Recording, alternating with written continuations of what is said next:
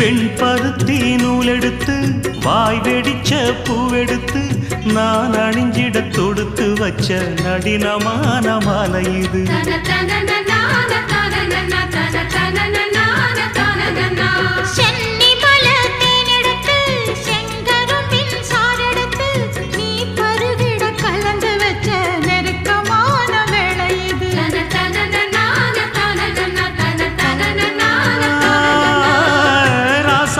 உடம்பிருக்கும் ரவிக்க துணி நானாக அன்னாடம் சூடி கொண்ட ஆசை வச்சாகாதா.